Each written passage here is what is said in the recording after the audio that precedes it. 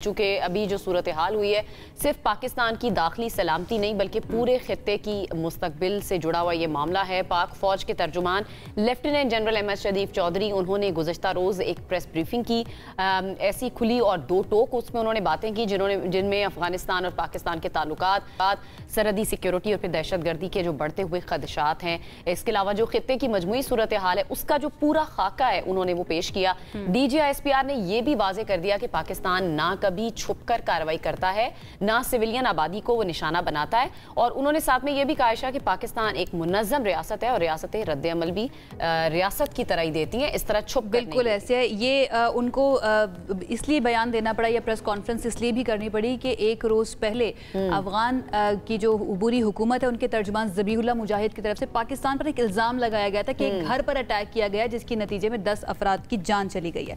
अब इस सारी सिचुएशन पर बात कर लेते हैं और इस प्रेसर की सिग्निफिकेंस पर बात कर लेते हैं। हमारे साथ मौजूद है डिफेंस एक्सपर्ट हैं ब्रिगेडियर रिटायर्ड मसूद अहमद खान साहब की तरफ चलते हैं। ब्रिगेडियर साहब, thank you so much for joining us. सबसे पहले तो मैं आपको खुशामदीद कहूँगी।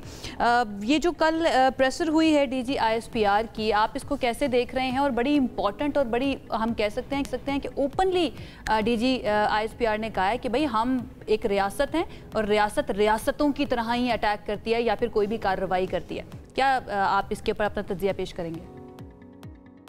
आप बहुत शुक्रिया। देखें कि इसमें इंपॉर्टेंट इश्यूज उन्होंने डिस्कस किया, जो कुछ कयासियां हो रही थी या स्पेकुलेशंस थी या लोगों में मुख्तलिफ बहस मुबाहिसा हो रहा था, जिस तरीके से अफगानिस्तान की तरफ से बयानात आ रहे थे, सो उनको क्लैरिटी देने की उन्होंने वहाँ पे एक सीनियर जर्नलिस्ट से उन्होंने बातचीत की और उन्होंने इम्पोर्टेंट अहम जो इश्यूज थे इंक्लूडिंग अफगानिस्तान, जिस अफगानिस्तान ने दावा किया कि वहाँ पख्तीका में स्ट्राइक्स पाकिस्तान ने किए, तो उन्होंने वाज़ेह तौर पर कहा अगर पाकिस्तान स्ट्राइक्स करेगा तो ओपनली करेगा और पब्लिकली वी विल एक्नॉलेज कि हमने ऐसा किया, जिस तरह इंडिया के केस में हमने कहा था जब हम करेंगे तो दुनिया को पता चलेगा, अकॉर्डिंगली दुनिया को पता चला।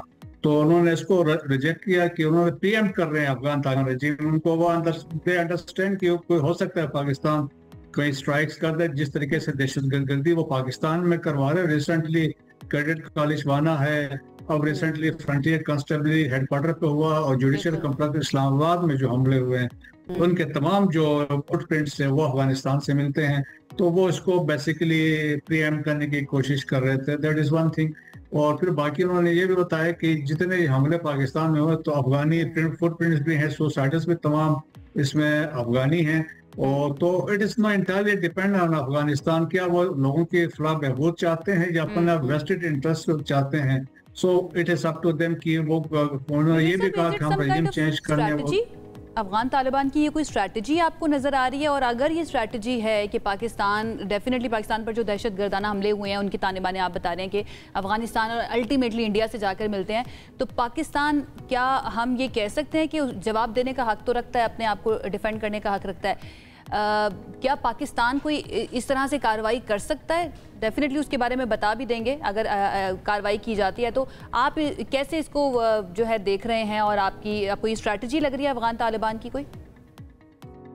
देखें, बिल्कुल वो एक इसको प्रीएम्प्ट कर रहे हैं, जिस तरह मैंने कहा इनकी कोशिश इनको लाइकली है, क्योंकि पाकिस्तान ने पहले वाज़ेह कहा था कि हम जवाब देंगे और उन्होंने कहा था जब भी कोई वायलेशन होती है, सॉवरेनिटी की होती है, सिक्योरिटी ऑफ सिटीजन पे हमला होता है तो इस पर पाकिस्तान का जवाब बनता है। सो पाकिस्तान ने अभी जिस तरह जब 3 वाकयात हुए हैं तो पाकिस्तान ने अभी तक कोई ऐसा कदम नहीं उठाया है, क्योंकि पाकिस्तान अभी बातचीत के लिए, मीडिएशन के लिए तुर्किया से एक वफद आने वाला है जिसमें उनके डिफेंस मिनिस्टर हैं, फॉरेन मिनिस्टर है, इंटेलिजेंस चीफ भी हैं, तो वो उसमें बात करना चाहते हैं। हम स्टिल डायलॉग को एक मौका देना चाहते हैं, but at the same time हम स्टेप्स ले रहे हैं तो अपने सिस्टम को बेहतर करना चाहते हैं, करेक्टिव मेयर्स ले रहे हैं। जिस तरीके से बॉर्डर्स को हमने क्लोज कर दिया है, जिस तरह आपकी स्मगलिंग रुक गई है, जो दहशतगर्द आ रहे थे वो रुक गए हैं, ह्यूमन ट्रैफिकिंग हो रही थी, ड्रग्स आ रहे थे, वो वेपन्स एंड इक्विपमेंट आ रहा था, वो चीजें रुक गई हैं। इलीगल अफगान्स को हम डिपोर्ट कर रहे हैं, तो वो वन डॉक्यूमेंट रेजिम हमने इंट्रोड्यूस करवाया है कि कोई मुंह उठा के ऐसे पाकिस्तान। तो ब्रिगेडियर साहब, अभी जो इनका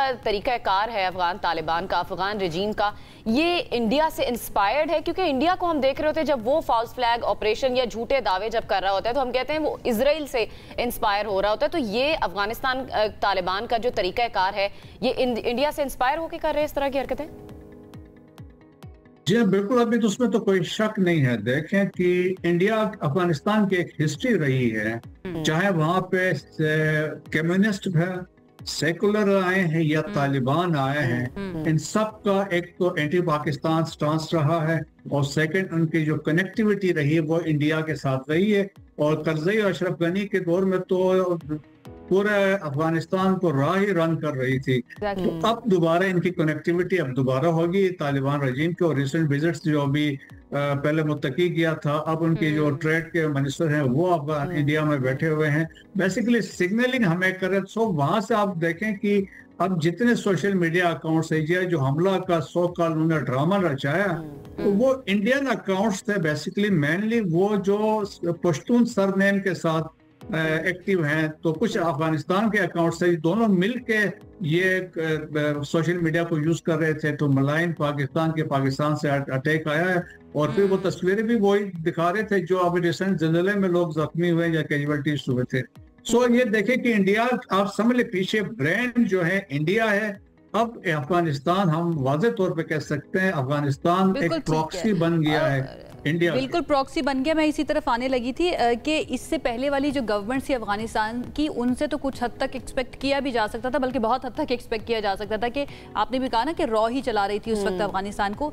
इन तालिबान से एक्सपेक्टेड नहीं था कि ये इस तरह से मर्सनरीज बन जाएंगे कि इनको कोई भी हायर कर सकता है चंद डॉलर्स दिखाकर। बहुत शुक्रिया। ब्रिगेडियर रेड मसूद अहमद खान साहब हमारे साथ मौजूद थे और अपना सारी सूरत हाल के ऊपर पेश कर रहे थे। लेट्स सी अगर ये सिचुएशन बढ़ जाती है और डायलॉग जिसको पाकिस्तान एक और मौका देने के लिए तैयार है वो कामयाब नहीं होते, तो उस वक्त थोड़ा सा फिर हम कह सकते हैं कि मामला ख़राब हो जाएंगे। अदरवाइज़ दुआ कीजिए कि ये डायलॉग कामयाब हो, मुज़ाकरात कामयाब हो, ताकि हमारे खित्ते के अंदर अमन हो सके।